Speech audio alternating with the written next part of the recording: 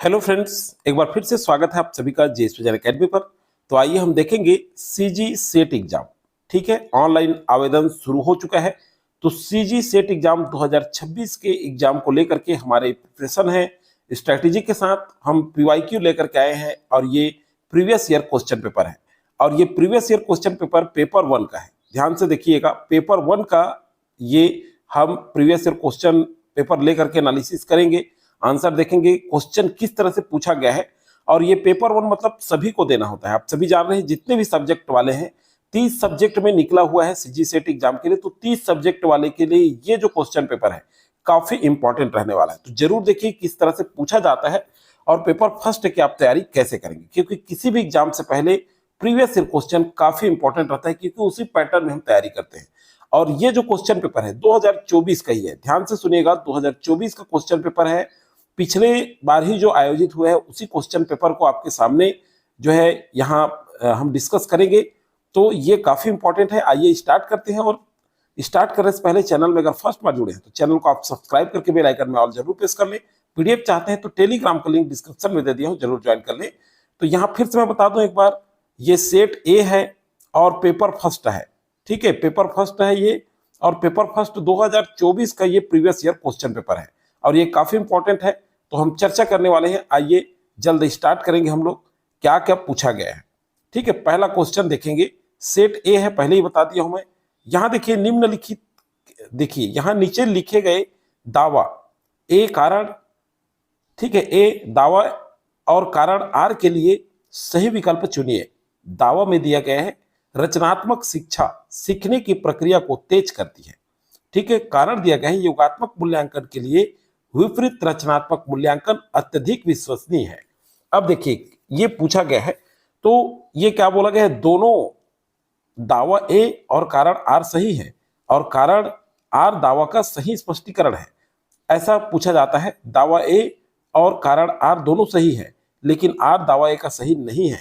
यहां सी में दिया है कि दावा ए सही है लेकिन कारण आर गलत है। बिल्कुल सही, दावा ए बिल्कुल सही दिया गया है। यहाँ पे थोड़ा सा फिर से मैं बताऊं, दावा ए सही दिया गया है लेकिन जो कारण है ये गलत है। तो ऑप्शन सी क्या हो जाएगा, यहाँ पे राइट हो जाएगा। केवल आंसर देख रहे हैं यहाँ पे हम लोग। ठीक है, इस तरह से क्वेश्चन पूछा जाता है, तो इस लेवल में आप तैयारी कर पाए, इसलिए पीवाईक्यू लेकर के हम डिस्कस कर रहे हैं। ठीक है, और ये सभी पेपर वालों के लिए इंपॉर्टेंट है, क्योंकि आप चाहे साइंस फैकल्टी के रहें, चाहे मैथ्स के रहें, चाहे आर्ट्स के रहें ग्रुप के, चाहे कॉमर्स के रहें, चाहे कृषि विज्ञान से रहें, किसी से भी रहें, आपको ये पेपर सबके लिए कंपलसरी होता है। ठीक है, तो ये सबको देना है, इसलिए ये क्वेश्चन पेपर काफी इंपॉर्टेंट है। सेकेंड नंबर का क्वेश्चन देखिए क्या पूछा गया है, निम्नलिखित को सूची फर्स्ट से सूची सेकेंड के साथ जोड़ी मिलाइए। ठीक है, तो यहां देखिए स्मृति स्तर, तो ये स्मृति स्तर का मुख्य समर्थक कौन थे, तो हर्बर्ट थे, बिल्कुल सही है। और सेकेंड देखिए बोध स्तर का मोरिसन थे और चिंतन स्तर का हंट थे। मतलब ये बिल्कुल सही दिया गया है। तो ऑप्शन ए में ये दिख रहा है, ऑप्शन ए क्या हो जाएगा, राइट हो जाएगा। और हम फाइनल आंसर के साथ देख रहे हैं। ठीक है, जो व्यापम जारी किया था उस फाइनल आंसर के साथ इसको हम देख रहे हैं। तीसरा नंबर जो क्वेश्चन था, नीचे कुछ शिक्षार्थियों की कुछ विशेषताएं सूचीबद्ध है, तो इसको व्यापम द्वारा विलोपित कर दिया गया था। ठीक है, ये विलोपित क्वेश्चन है, तो इसलिए स्किप करते हैं इसे। नेक्स्ट क्वेश्चन देखते हैं, कक्षा में शिक्षार्थियों के वैयक्तिक विभिन्नताओं की पहचान करने हेतु निम्न में से किसका उपयोग शिक्षक करेंगे। तो सभी ऑप्शन नहीं पढ़ूंगा भाई, क्योंकि 50 क्वेश्चन है, बहुत लंबा समय लगेगा। सीधा आंसर देखते हैं हम लोग।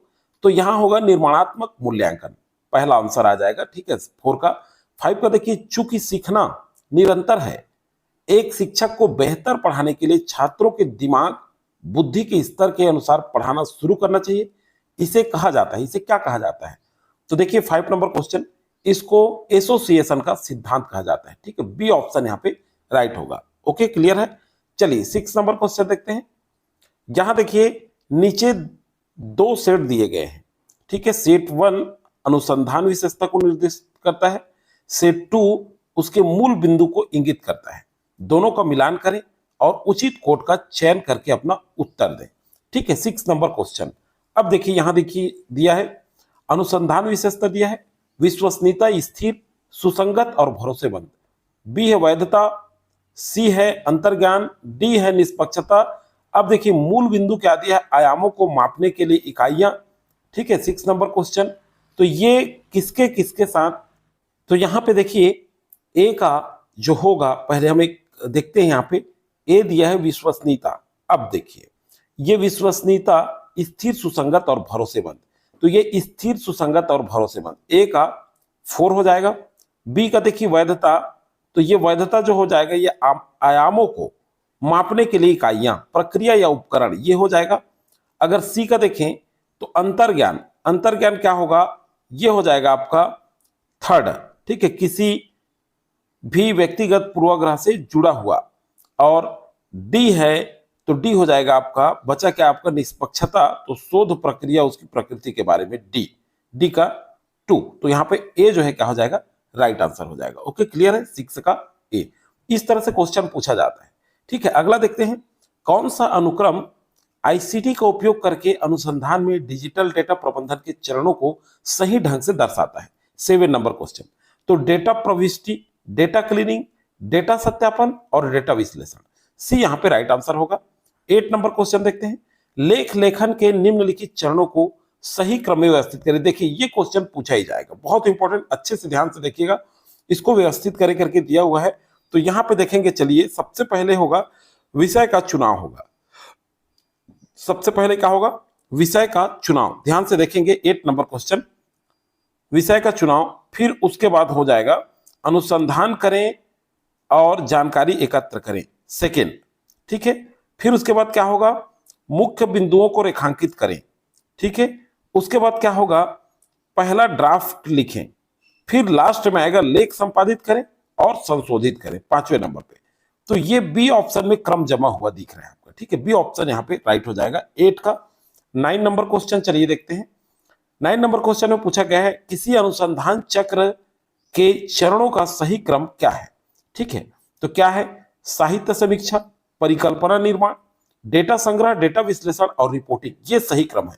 ये भी पूछा जाता है बार बार, ठीक है। तो ये बहुत इंपॉर्टेंट है पेपर फर्स्ट के लिए, और ये पेपर फर्स्ट फिर से मैं बोल रहा हूँ सभी सब्जेक्ट वालों के लिए इंपॉर्टेंट होने वाला है। तो मैं ऑप्शन नहीं पढ़ रहा हूँ ज्यादा टाइम लगे करके, सीधा आंसर बता रहा हूँ आपको। तो ये जरूर देखेंगे, क्वेश्चन पेपर आपके लिए काफी इंपॉर्टेंट होगा। चलिए अगला दिया है, दावा दिया है कि एपीएस शैली में शोध पत्र के शीर्षक पृष्ठ पर एक रनिंग हेड को शामिल करने की आवश्यकता होती है। बिल्कुल दावा सत्य है, ठीक है। कारण दिया है, रनिंग हेड यह सुनिश्चित करने में मदद करता है कि दस्तावेज के प्रत्येक पृष्ठ पर लेखक का नाम स्पष्ट रूप से प्रदर्शित है। ये गलत है, कारण गलत है, मतलब दावा सत्य है और ए क्या है दावा ए सत्य है, लेकिन कारण क्या है, गलत है। तो 10 का सही आंसर हो जाएगा सी। चलिए अगला देखते हैं, 11 नंबर क्वेश्चन। तो देखिए ये दिया है, निम्नांकित अनुच्छेद को ध्यानपूर्वक पढ़ें, प्रश्न संख्या 11 से 15 तक, ठीक है। तो ये अनुच्छेद दिया गया है यहाँ पे, इसको पढ़ना है आपको और पढ़ करके आंसर लेना है। तो चलिए, चूंकि एग्जाम सेंटर में तो ये सब करना पड़ेगा, तो अभी भी देखिए आप, ये क्वेश्चन पेपर है, सीधा सीधा समझिए कि एग्जाम सेंटर में है और कैसे करेंगे। तो आप ध्यान से पढ़िए और आंसर करना है आपको। प्रत्येक भाषा किसी न किसी व्यक्ति की मातृभाषा होती है, जिसकी तुलना किसी अन्य भाषा से इस रूप से नहीं की जा सकती कि वह छोटी है या बड़ी, या अच्छी या बुरी, सरल है या कठिन, क्योंकि सभी भाषाओं में अपने अपने ढंग के संप्रेषण होते हैं, कम्युनिकेशन होते हैं, ठीक है। समुदाय भेद से संसार भाषाओं में रूपात्मक भिन्नता हो तो है, परंतु आंतरिक दृष्टि से उनमें समानताएं अधिक है। अनुवाद इन्हीं आंतरिक या अर्थगत समस्याओं के कारण संभव होता है। प्रत्येक भाषा एक विश्व दृष्टि है, इसलिए एक ही वस्तु भिन्न भिन्न नामों से अभिहित होती है। संसार के साथ कदम मिलाकर चलने के लिए हमें अन्य भाषाएं भी सीखनी पड़ती है, परंतु अपनी मातृभाषा की कीमत पर कदापि नहीं, क्योंकि मातृभाषा के ज्ञान के बिना अन्य भाषाएं सीखना कठिन है। देखिए यहां तक हमने देखा, उसके बाद आगे क्या है, देखिए हमारे विद्यालयों में अब भारतीय भाषाओं पर विशेष ध्यान दिया जा रहा है, जिसमें प्रारंभिक शिक्षा का माध्यम मातृभाषा हो, क्योंकि बच्चे की संज्ञानात्मक क्षमता का विकास मातृभाषा में होता है, जिसमें वह अपनी दुनिया से परिचित होता है। अब देखिए इसी अनुच्छेद में ही उत्तर निहित है, आंसर, तो इसी के हिसाब से आपको आंसर करना है। चलिए आप लोग करिए, मैं अच्छे से पढ़ाऊं, इसको आराम से पढ़ाऊं ताकि आपका क्वेश्चन बने। अब देखिए प्रत्येक भाषा में विश्व दृष्टि का क्या तात्पर्य है, बताइए, चलिए आंसर बताइए। अब समूचे विश्व के ज्ञान अब सबको पढ़ना पड़ेगा क्योंकि आंसर आपको करना है। विश्व को देखने का नजरिया, व्यापक दृष्टि या संकीर्ण दृष्टि। तो सही आंसर हो जाएगा विश्व को देखने का नजरिया। 11 का बी। इस तरह से क्वेश्चन पूछा जाएगा। ठीक है, अगला है शिक्षा शास्त्री प्रारंभिक शिक्षा के लिए मातृभाषा को सर्वाधिक उपयुक्त माध्यम इसलिए मानते हैं। क्यों मानते हैं? क्योंकि अन्य भाषा कठिन होती है, अन्य भाषा निकृष्ट होती है, मातृभाषा में संज्ञानात्मक क्षमता का विकास होता है, अन्य भाषा के शिक्षक नहीं मिलते। देखिए, मैं जैसा ऑप्शन पढ़ता हूं आपका आंसर सही आना चाहिए। कमेंट आप किया करें जल्दी से, क्योंकि इसका सही आंसर हो जाएगा सी, मातृभाषा में संज्ञानात्मक क्षमता का विकास। अब देखिए, ये क्वेश्चन पेपर में आपको मिलेगा तो अनुच्छेद पढ़ने में तो समय लगेगा ही लगेगा, तो आप अभी स्किप मत करिए, ज्यादा समय लग रहा है पढ़ रहे हैं ये नहीं, आराम से पढ़िए और आराम से करिए इस क्वेश्चन को। ठीक है, अगला चलिए देखते हैं, क्योंकि 2024 का ये क्वेश्चन पेपर है इसलिए बहुत इंपॉर्टेंट है। पिछले बार सेट एग्जाम में पूछा गया ये क्वेश्चन। देखिए, अगला है संज्ञानात्मक क्षमता से क्या अभिप्राय है, बताइए। पढ़ने की क्षमता, लिखने की क्षमता, बोलने की क्षमता और जानने पहचानने की क्षमता। तो 13 का सही आंसर होगा जानने पहचानने की क्षमता, 13 का डी। 14 देखिए, भाषाओं में समानता का तात्पर्य है। 14 क्या है? शब्दगत, रूपगत, अर्थगत और क्षेत्रगत। तो सही आंसर है अर्थगत, 14 का सी। 15 नंबर देखिए, अनुवाद भिन्न भिन्न भाषाओं में निहित जिस समानता से संभव होता है वह क्या है? शब्दगत है, रूपगत है, शैलीगत है या अर्थगत है? तो सही आंसर क्या हो जाएगा यहाँ पे? अर्थगत है। ठीक है, क्या है? अर्थगत। क्वेश्चन नंबर 15 का, तो देखिए ये अनुच्छेद वाला है, जो आपको अनुच्छेद से संबंधित क्वेश्चन पूछा ही जाएगा। अगला चलिए देखते हैं, यहाँ पे क्वेश्चन जो है 16 से विलोपित हुआ है, 16 से लेकर के 20 तक के। ठीक है, अब हम देखेंगे 21 नंबर क्वेश्चन। तो 21 नंबर क्वेश्चन को क्या दिया गया? यहाँ प्रश्नवाचक निशान के स्थान पर आने वाले अंक को ज्ञात कीजिए। ठीक है, रीजनिंग से संबंधित क्वेश्चन है। तो यहाँ पे देखिए 10, 20, 31, 56 और 70। तो यहाँ मैं सॉल्व करूंगा, बहुत समय लगेगा, यहाँ केवल आंसर देख लेते हैं और ये आप भी सॉल्व करके देख सकते हैं। तो ये बी आएगा। ठीक है, रीजनिंग से संबंधित क्वेश्चन है जो पूछा जाएगा।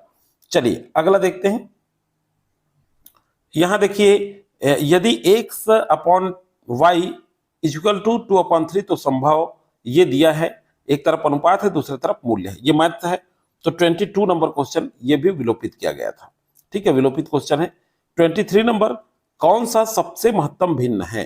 ठीक है, तो महत्तम समापवर्तक के लिए मैथ्स का आप वीडियो देख सकते हैं हमारे चैनल में। छात्रों से शिक्षक के लिए बहुत सारा और सीजीपीएससी के लिए बहुत सारा वीडियो डला हुआ है, उसमें जाकर के आप मैथ्स अध्ययन कर सकते हैं। इसका सही आंसर 19/23 आएगा। ठीक है, अगला चलिए देखते हैं 24वां नंबर क्वेश्चन। यदि क्रमशः एक का मान 8% है, ये वाला जो क्वेश्चन पूछा है इसका सही आंसर हो जाएगा सी, फर्स्ट और सेकेंड। ठीक है, 25 नंबर क्वेश्चन देखते हैं। एक कुर्सी को 400 रुपये में बेचने पर विक्रेता को 20% की हानि हुई। ठीक है, लाभ और हानि वाला गणित है। तो इसका जो सही आंसर आ जाएगा ये आ जाएगा आपका बी, सेकेंड और थर्ड। तो देखिए ऑप्शन में पूछा जा रहा है, आजकल कूट में पूछा जा रहा है, ये बड़ा दिक्कत की बात है, तो आप थोड़ा सा ध्यान से देखिएगा। ठीक है, इसके बाद हम देखेंगे सीधा सीधा चलते हैं 26 नंबर क्वेश्चन की ओर। देखिए, अब रीजनिंग से संबंधित क्वेश्चन है। कुछ किताबें पेन है, कोई भी पेन पेंसिल नहीं है। निष्कर्ष, तो क्या पूछा गया है? इसका सही आंसर आ जाएगा केवल फर्स्ट और थर्ड पालन करते हैं। ठीक है, ये इस तरह से बनाएंगे जैसे कुछ किताबें पेन है, ये रीजनिंग का है। कुछ किताबें, तो इस तरह से गोला बना ले। कुछ किताब, मान लीजिए ये पूरा किताब है और कुछ किताबें पेन है, मतलब इस तरह से बनाएंगे, ये पेन है, इस तरह से आप बनाएंगे। ये आपको रीजनिंग वाले बुक में मिल जाएगा। ठीक है, चलिए अगला कौन सी बुक पढ़े उसके लिए भी मैं एक अलग से बना दूंगा, उसको देख सकते हैं आप। अगला है 27 नंबर क्वेश्चन। तो 27 नंबर क्वेश्चन में देखिए यहां पे क्या पूछा गया है। यहां देखिए, सुमेलित कीजिए प्रमाण दिया है स्तंभ फर्स्ट और सेकेंड स्तंभ। तो प्रत्यक्ष, यहाँ पे 27 नंबर का देखते हैं क्या आंसर आएगा। प्रत्यक्ष जो है ये संवेदना के जरिए अवधारणा का ज्ञान। ठीक है, बी का देखिए अनुमान, तो ये हो जाएगा आपका निष्कर्ष के आधार पर प्राप्त ज्ञान। शब्द दिया है सी, तो ये संवेदना के जरिए अवधारणा। ठीक है, सी का मौखिक प्रमाण आएगा। ठीक है, मौखिक प्रमाणों अथवा प्रमाणिक स्रोतों का प्राप्त ज्ञान, सी का थर्ड होगा। और डी का 1 हो जाएगा उपमान का तुलना अथवा समानता के जरिए, मतलब ए का 2, बी का 4, सी का 3 और डी का 1 मिला लीजिए, तो ए ऑप्शन यहाँ पे सही होगा। ठीक है, 27 का। अगला चलिए देखते हैं 27 के बाद अगला है आपका 28। कथन दिया है, ध्यान से देखिएगा, सभी राजनीतिज्ञ ईमानदार होते हैं, सभी ईमानदार निष्पक्ष होते हैं। ये भी वही गोल वाला करके निकालेंगे जो बताया था मैं, न्याय निगमन से पूछा गया सिलोगिज्म। ठीक है, 28 नंबर क्वेश्चन। तो ये सही आंसर क्या हो जाएगा यहाँ पे डी, केवल फर्स्ट और थर्ड अनुसरण करते हैं।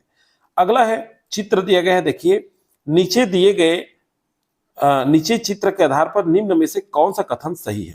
29 नंबर क्वेश्चन। तो देखिए मैथ और रीजनिंग भी आपको अध्ययन करना होगा, इससे भी क्वेश्चन पूछा जा रहा है, इसको देखने का मतलब ये है। तो ठीक है, अब देखिए इसमें पूछा गया 29 में कि यहाँ पे बी जी तीनों आकृति में है। देखो तीनों में है, यहाँ गोल में भी है, बी को देखिए ये यहाँ पे है बी और जी है ना, तो ये गोल में भी है, ये त्रिभुज में भी है और ये चौकोन इसमें भी है, स्क्वायर में भी। तो इसलिए बी जी तीनों आकृति में बिल्कुल सही। तो 29 का सही आंसर हो जाएगा सी। ठीक है, चलिए अगला देखते हैं 30 नंबर क्वेश्चन। अब दिया है केवल दृष्टि बाधित अभ्यर्थियों के लिए, तो इसको स्किप करते हैं, आगे देखते हैं। केवल दृष्टिहीन अभ्यर्थियों के लिए ये सभी, तो इसे हमें नहीं करना है। आगे देखते हैं, ये भी दृष्टिहीन अभ्यर्थियों के लिए है। अब चलिए देखते हैं 34 नंबर क्वेश्चन। ठीक है, उचित उत्तर के साथ मिलान करें फर्स्ट, और यहां पे दिया है ऑप्शन उसका। ठीक है, तो 34 नंबर क्वेश्चन का सही आंसर क्या होगा, आइए देखते हैं। ठीक है, अब यहां पे सबसे पहले क्रमवाचक क्रम सूचक। ठीक है, तो ये इसका क्या हो जाएगा, फर्स्ट का हो जाएगा आपका गुणवत्ता रेटिंग, ये वाला।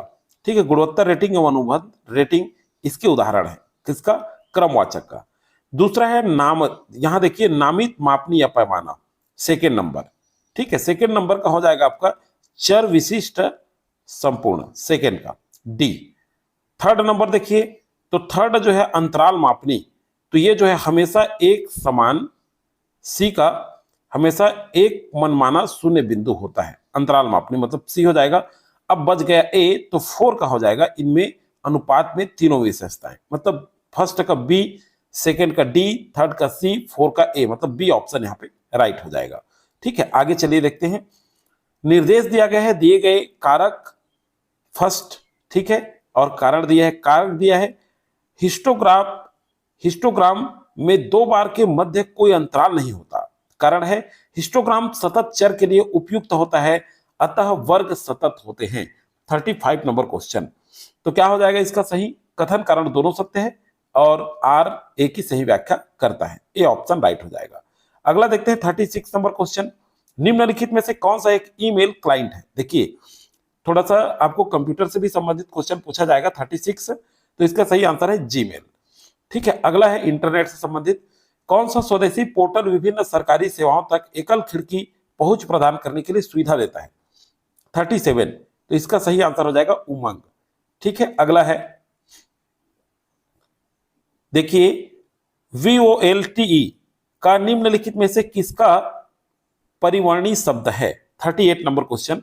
तो ये है voice over long term evolution. ये इंग्लिश, इसको इंग्लिश तरफ पढ़ेंगे मान लीजिए तो क्या है, हिंदी पढ़ने में थोड़ा दिक्कत होता है, इंग्लिश से पढ़ेंगे सीधा सीधा वॉइस ओवर लॉन्ग टर्म, ये दिया है देखिए इवोल्यूशन। ठीक, ये एकदम सिंपल तरीके से आप यहां निकाल सकते हैं आंसर। ठीक है, चलिए आगे देखते हैं।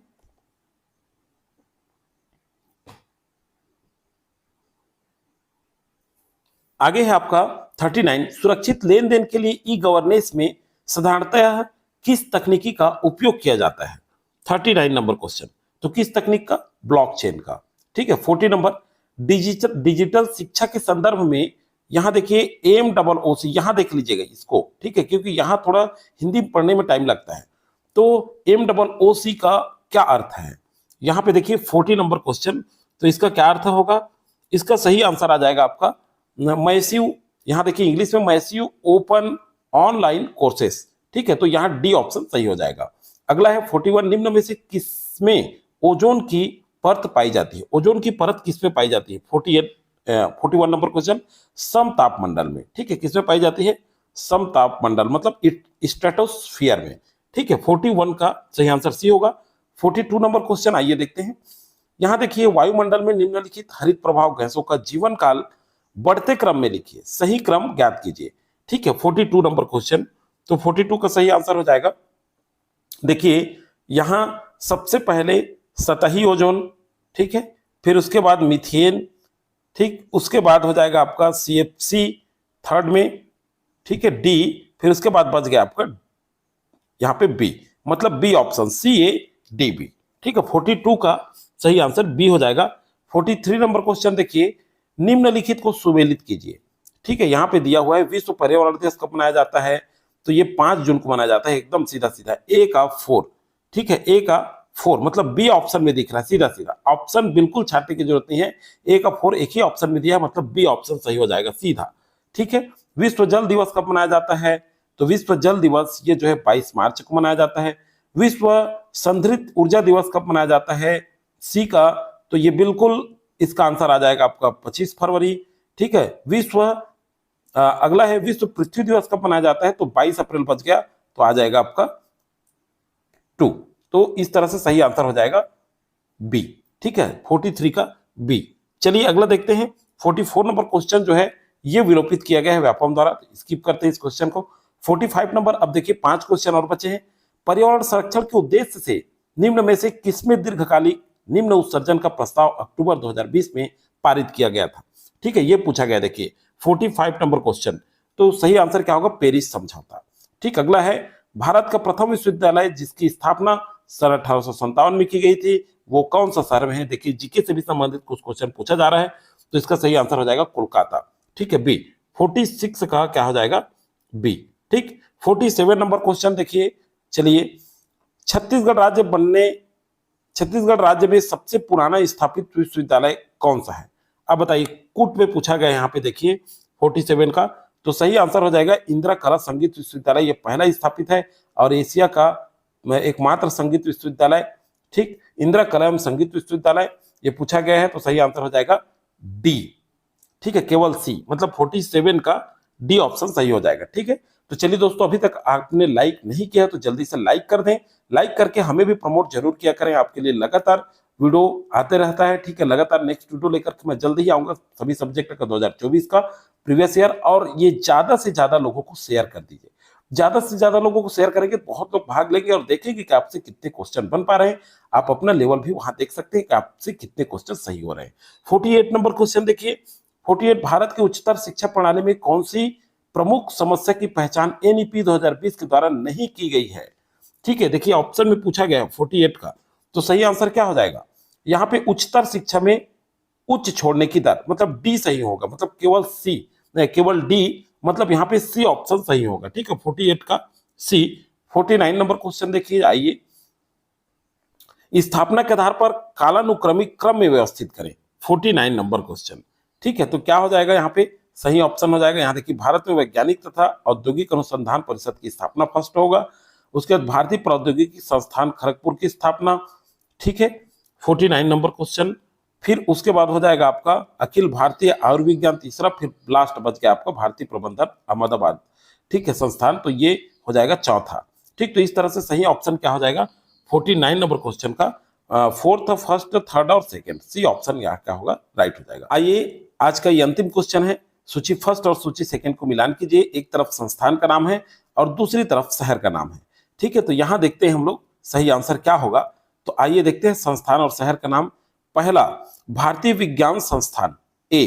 ठीक है, तो भारतीय विज्ञान संस्थान ये कहाँ है आपका, तो ये है आपका बेंगलुरु में।